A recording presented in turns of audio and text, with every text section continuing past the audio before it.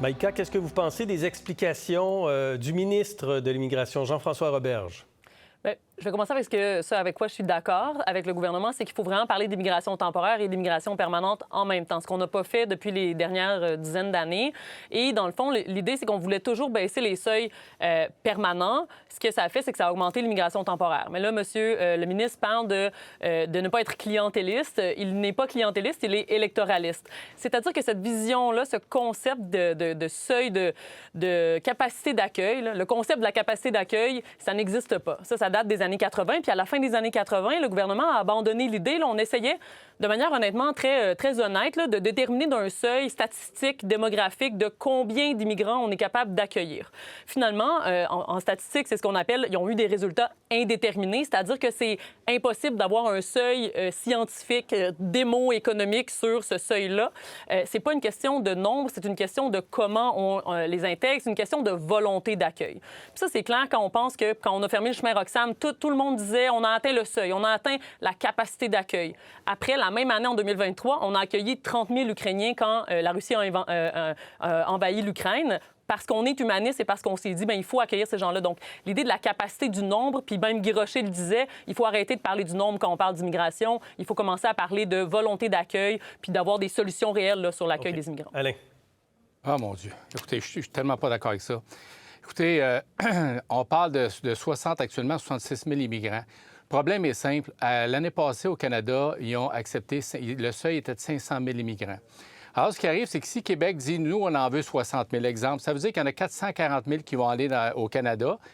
Et ce qui va arriver, c'est que le poids politique du Québec va baisser parce que notre population va monter moins rapidement. Donc, premier problème qu'on a, c'est que si le Canada fait fi de notre situation au niveau de la capacité d'accueil, moi je crois à ça, là, à ce moment-là, ça veut dire que notre poids politique va diminuer. En plus, ce qui arrive, c'est que si le Canada reçoit autant d'immigrants, bien, ce qui va arriver, c'est que ces gens-là peuvent aller en Ontario, au Nouveau-Brunswick, en Nouvelle-Écosse et aboutir au Québec. On n'a pas de contrôle sur les frontières. Il n'y a pas de frontière entre les différentes provinces et le Québec. Alors, c'est assez compliqué pour le gouvernement de venir là, établir très, très clairement un seuil d'immigration à l'intérieur du Canada. La seule façon de réaliser ça, c'est par l'indépendance du Québec, tout simplement. Et là, il faut rajouter les travailleurs temporaires. On parle de 600 000 travailleurs temporaires. Ça veut dire qu'au Québec, une personne sur 15 est travailleur temporaire. Immigrant temporaire. Donc, parce qu'à l'intérieur de ça, il y a des travailleurs, il y a des étudiants, il y a des demandeurs d'asile. Là, l'année passée, on a accueilli plus de 50 000 demandeurs d'asile. Le dernier chiffre, c'est 550 000, parce que Statistique Canada a revu ses chiffres récemment. Mais juste pour être précis, là, 550 000 immigrants temporaires présentement au Québec. Mais moi, ce que je veux vous demander, est-ce qu'on doit baisser l'immigration temporaire et augmenter l'immigration permanente? Parce qu'il y a des vases communicants, là. Les permanents, c'est souvent ceux qui étaient temporaires qui deviennent permanents. Ou il faut baisser les deux seuils? Maïka puis Alain. Bien, là où je suis d'accord avec monsieur le député, c'est qu'on a effectivement... malheureusement. Ce sont des vases avec... Bon, en tout cas, ce sont des vases communicants. C'est-à-dire qu'on est toujours en train de parler de baisser les deux. Le problème, on a un problème démographique. Puis ça, monsieur le mentionnait, on a un problème démographique au Québec. Le Conseil du patronat dit que pour 100 personnes qui partent à la retraite, il y a seulement 93 jeunes qui entrent sur le marché du travail. Donc, bientôt, là, même pas bientôt, maintenant, on a un problème de main-d'œuvre dans des secteurs d'activité que les Québécois ne veulent pas nécessairement investir ou ont cessé d'investir. Et donc là, on a un problème où il va falloir des gens. Et donc, il faut penser à comment on va les accueillir. Puis si on diminue le seuil d'immigrants permanents, évidemment, ça va augmenter le seuil d'immigrants temporaires. Puis c'est une immigration qui est beaucoup moins planifiée, plus décentralisée, dont le Canada a, comme le dit mon collègue, le Canada a un rôle à jouer. C'est des responsabilités partagées. C'est partager les responsabilités exactement. Sur l'immigration temporaire. C'est important de le dire. Oui, donc moi, ce que je voudrais, c'est une immigration qui est planifiée. On amène les gens en région, les gens parlent français, les gens sont intégrés dans les communautés. On a des secteurs d'activité qu'on privilégie. Mais pour ça, il faut de l'immigration permanente. Puis je parle même pas d'augmenter les seuils. Je pense qu'on peut les garder au seuil où ils sont en ce moment. On aurait dû prévoir de construire plus de logements, d'avoir plus de services sociaux, d'avoir des CPE plus efficaces, tout ça. On ne l'a pas fait, mais en ce moment, on a besoin de la main-d'œuvre, puis il va falloir le faire par une immigration qui, selon moi, devrait être... C'est vrai qu'on l'entend beaucoup, ça, les besoins de main-d'œuvre, hein? De la part des entrepreneurs, de la part des PME. En région, les municipalités, Alain, disent... Oh, un instant, là. Notre économie dépend en bonne partie des travailleurs étrangers temporaires. Bon, écoutez, on va faire un petit cours de développement économique, le 101. Là. Je veux dire, quand un pays comme le nôtre là, se retrouve à avoir une certaine pénurie de travailleurs, là, bien, ça va motiver les investissements dans les entreprises pour faire en sorte d'augmenter la productivité de chaque travailleur pour qu'on puisse avoir la même source de production avec moins de monde. Et ça, c'était la source de croissance économique à long terme des différentes économies occidentales. Ça veut dire que quand tu t'aperçois que tu as un certain problème d'embauche de travailleurs, bien, investis dans ton usine, investis de façon à ce que ta productivité par tête de pique augmente, puis tu vas finalement régler ton problème. La façon facile et simple de faire, c'est de dire, bien, on va amener des gens, puis on va faire en sorte de devenir à quelque part moins stimulés à investir et acheter des outils, de l'équipement pour faire en sorte que notre productivité augmente. Ceci étant dit, je veux dire, le problème fondamental des immigrants temporaires actuellement, bien, c'est les demandeurs d'asile. Il n'y en a aucun contrôle là-dessus.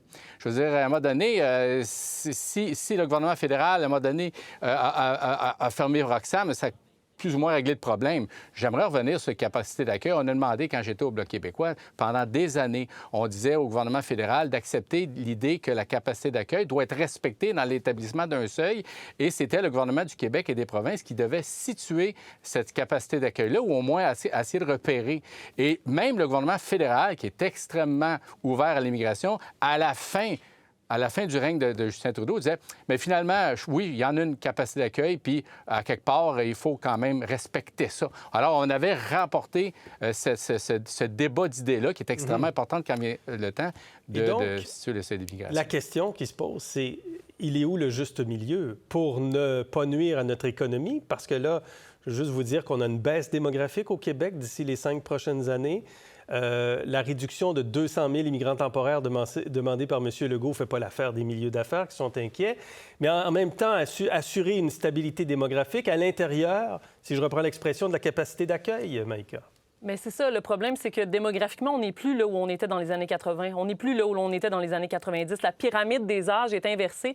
Il va falloir des gens pour s'occuper des personnes âgées. Il va falloir des gens pour travailler dans des CPE. Donc là, c'est comment on va le faire. On ne peut pas éviter la question de l'immigration. Il nous faut des gens pour travailler, pour s'occuper de nos personnes âgées, pour s'occuper des enfants.